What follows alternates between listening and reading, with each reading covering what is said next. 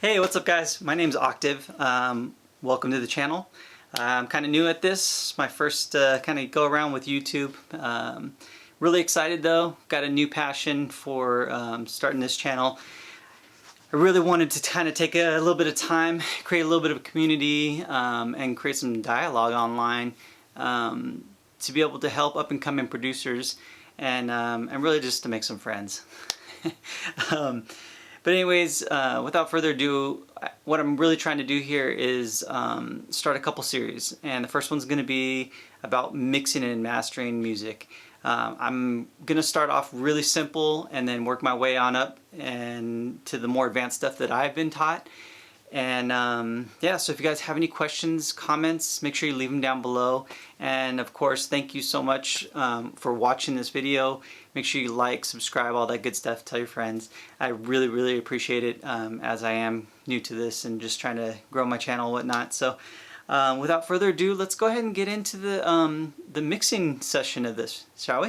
All right, so first off, what is mixing, right? Where I came from a DJ background, mixing was mixing two songs together. But in this domain, what we're talking about is the actual mixing of a song. Taking certain elements and making sure that they are within reason with other elements and have a nice relative volume and spatially they're there, you know, so that something's not too far left, not too far right. That everything kind of comes together and makes a song. So that's really what we're looking at right now as far as mixing, right? So before we get too deep into the actual mixing, we need to take a step back and just show appreciation for how far the art has actually come. You know, a good way to kind of represent this is to go back and listen to some of the early stuff, right? Like the Beatles, for example. That's a perfect example of mixing and mastering kind of really got started. That's when they started recording things on what they call multi-tracks, which now, you know, you hear about like my 48-track studio and all this kind of stuff, right? Back in the 90s. And now you've got infinite level of tracks with all the digital domain, the DAWs and whatnot. But back in the day, the Beatles were recording on a 4-track, and what they were calling bouncing, they would take those 4 tracks and put it into one track and open up 3 more tracks to be able to, you know, record more stuff. As well as when you listen to stuff in that era, you're going to hear things like a guitar, for example, being far off in the distance to the left, or a vocal, you know, probably going to be centered, but you might hear an ad lib off to the right.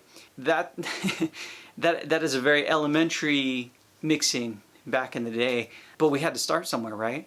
And as time has gone on, you see the evolution of mixing and mastering. And the technologies that are available these days are just amazing. And it's allowed people like myself and you to be able to do and produce things that just weren't capable 10, 15, 20, 30 years ago. Even the last couple of years, I mean, the advancements has just been amazing. So take a minute to just really appreciate, go back and listen to some of your old like favorite songs and stuff like that. You know, my favorites, I love the 90s stuff, and I go back and listen to it. And it's so hard to mix it, especially like in the clubs, right? You're mixing music back and forth, and it just feels like the stuff from the 90s doesn't have the oomph that the stuff in the last 10 years has. You know, they're not pushing the lower end frequencies, like the 808s and stuff like that is hard, which, you know, you have to have a little bit of appreciation for. You know, the time was different, you know. So again, having respect for the time period and the way things were mixed and the way things have evolved is going to give you a lot better understanding as you go into doing your mixes and whatnot. So appreciate that. Okay, so let's go into some of the terms that we use in mixing and mastering, right? So the first one is going to be tracking room. So the tracking room is actually where the artist is going to be when they're recording their vocals. Just kind of getting you familiarized with some of the lingo. The next thing is going to be the mixing console. That is a little bit tricky, especially nowadays. But, you know, more traditionally, you had a room where you had a large mixing console. Nowadays, it's done a lot of times in the digital domain. I personally used to use, I don't even have it up here anymore, I had digital faders that would affect my DAW, so I'd be able to adjust volumes and make changes here tactically, you know, with my hands, but it would make changes in the DAW. So mixing console, kind of get the idea. It can be done in the analog domain or a hybrid version of that, right? The next thing would be a channel strip. So in those traditional mixing boards, you would have channels, okay? More recently, we've added channel strips to our gear, right? Which is basically the representation of one of those channels on a mixing board. Usually includes like a preamp for microphone or input, and sometimes would include other things like a compressor or a de-esser. We'll get into some of that kind of stuff a little bit later. So let's talk next about the audio interface. So this is basically like your sound card. This is what converts analog to digital and digital to analog back and forth. So a lot of really popular ones are like the what is it, Apogee, the UAD Apollo, which I used to use. Since then, now that I'm doing like a lot more mastering stuff in that domain, I had to kind of upgrade. So I'm using the All Dangerous Music gear.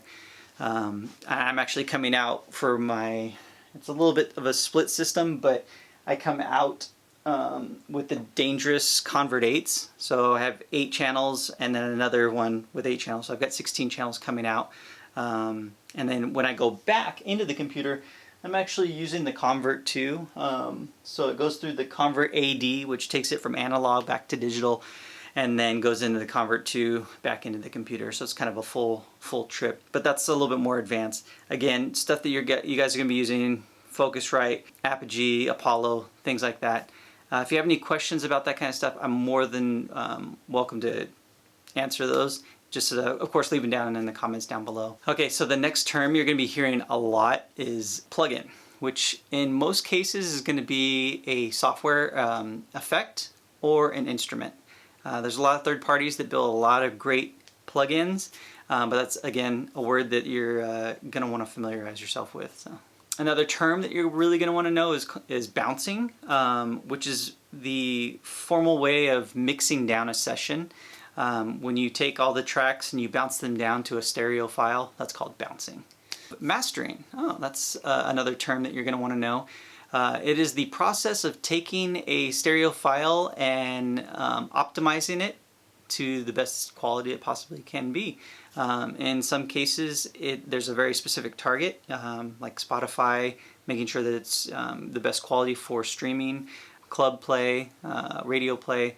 There's different levels of mastering for different domains, but for the most part, mastering is taking that basic mix and making it the best possible quality that it can be. All right, so the next one is going to be automation, which is going to be computer-based recall of parameters, usually within your plugins or instruments or effects within the DAW. So familiarize yourself with that automation.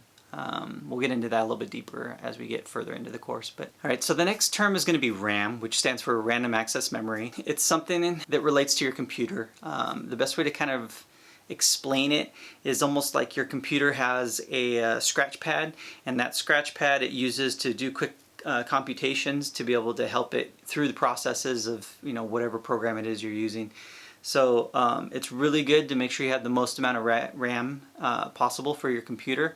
It's going to help you a lot with processing things and whatnot. So, and the next thing we're going to talk about, or that you should familiarize yourself with, it's called a patch bay, and it allows in the analog domain. It allows you to patch between hardware. So actually, I've got a patch bay right here. This little DBX. It's called a PB48.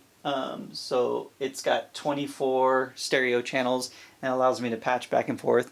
I haven't used it in years just because most of my stuff is being done within the digital domain, with the exception of the mastering, and on that stuff I've got pretty much everything's dialed in the way that I want it, so I don't really move stuff around anymore unless somebody comes into the studio and wants to add something in.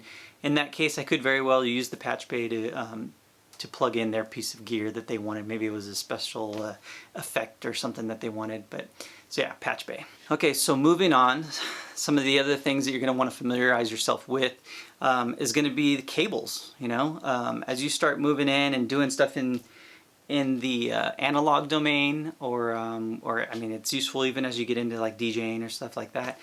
Cables are really going to be important, and understanding what they are, what they do, is going to go a long way. So the first one we're going to start off with is USB. Pretty much everybody nowadays knows what a USB is. But USBs have actually gone through quite an evolution, but they're usually used to connect you know, a mouse or a keyboard or an audio interface or a hard drive in some cases. The next thing, which we've kind of gotten away from for the most part more recently, but FireWire, you still might hear that. There was FireWire 400, FireWire 800. There might even be something newer than that. I'm not even sure.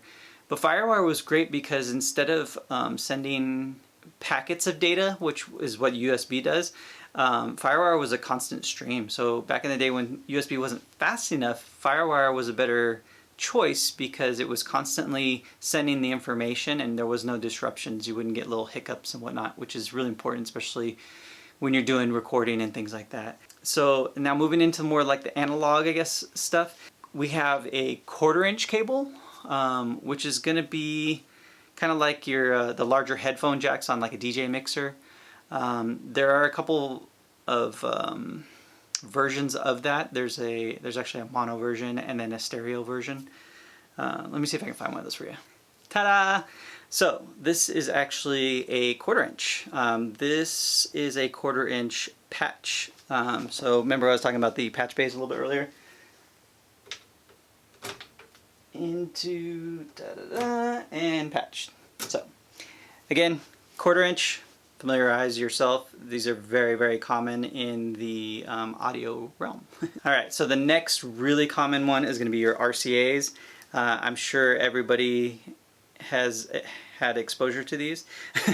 It's just right, left, really simple, not really shielded, so it's considered consumer level because you can get interference. The longer these cables are, the more susceptible they are to catching like radio waves and things like that. So try to stay away from these, you know, when you're doing more like mobile stuff and things like that. And again, they're just not as high quality. So all right, so the next one is going to be XLR cables.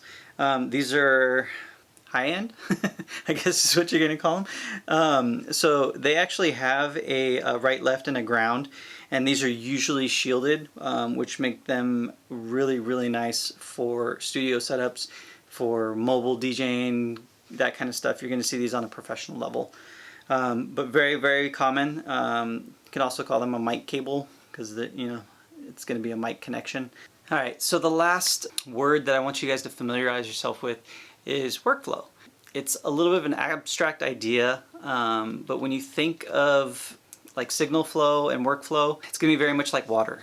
So there is a path that the audio is going to be running, and that workflow is going to be really important. So we're going to dive a little bit deeper into that, but just familiarize yourself with the idea of workflow, signal flow. So having said that, that is your little crash course on Lingo and in the mixing realm.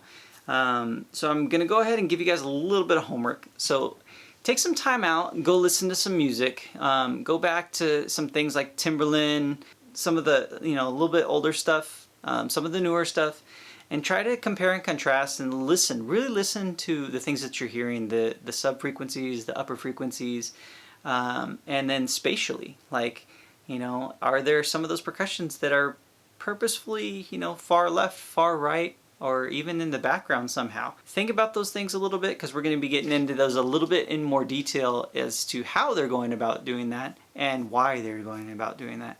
So again, take some time, listen to some music with a little bit more of a critical ear with some of the lingo that you've been given. And again, if you have any questions, leave it down in the comments below. Like, subscribe, all that good stuff. And we'll see you here on the next one. All right? Thanks again. I'm Octave.